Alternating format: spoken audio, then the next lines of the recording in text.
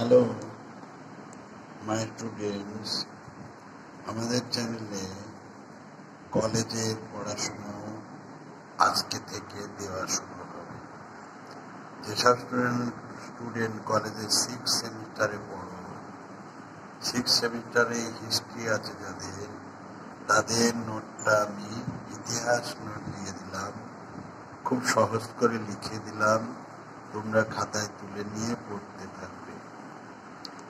মুক্তিযুদ্ধের উপরে, বাংলাদেশ যে মুক্তিযুদ্ধ করেছিল সেই মুক্তিযুদ্ধে শেখ মুজিবরের ভূমিকা ছিল।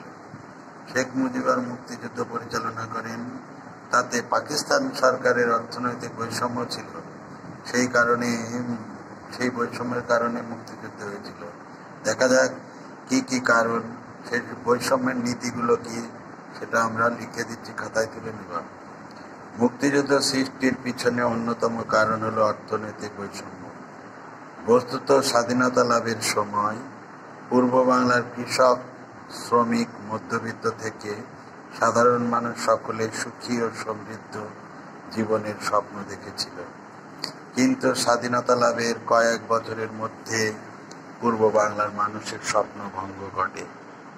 প্যারা চেঞ্জ করবা। তৎকালীন সময়ে প্রকাশিত দৈনিক পত্রিকায় মানুষের এই স্বপ্নভঙ্গ, হতাশার কথা প্রকাশ হয়েছিল।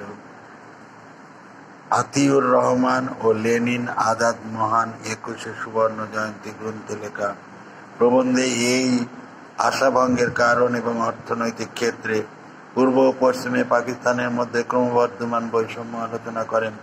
স্বাধীনতা লাভের 5 বছরের মধ্যে পূর্ব পাকিস্তানের তুলনায় পশ্চিম পাকিস্তানের উপর আর্থিক ক্ষেত্রে বিভিন্ন বিষয়ে অনেক বেশি গুরুত্ব দেওয়া হয়েছিল।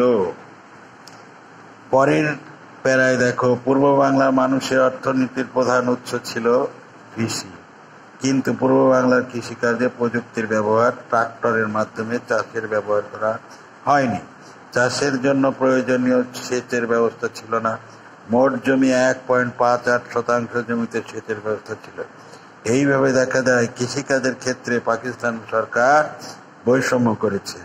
তারপরে দেখা যায় যে স্বাধীনতা লাভের পর পশ্চিম পাকিস্তানের তুলনায় পূর্ব পাকিস্তান, মানে এখন যেটা বাংলাদেশ, সেখানে সড়কপথ, শিল্প, বাণিজ্য সর্বক্ষেত্রে এই বাংলাদেশ বা পূর্ব পাকিস্তান পিছিয়ে ছিল। এরপরের প্যারাটা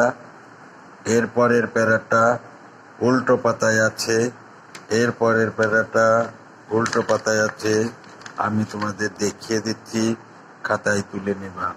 আমি পরপর দেখিয়ে দিলাম। এই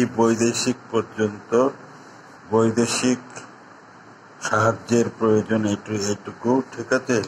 এটুকু করে নেবা, তোমরা খাতায় তুলে নেবা। হ্যাঁ, খাতায় তুলে নেবা, কেমন? খাতায় তুলে নেবা, ঠিক আছে?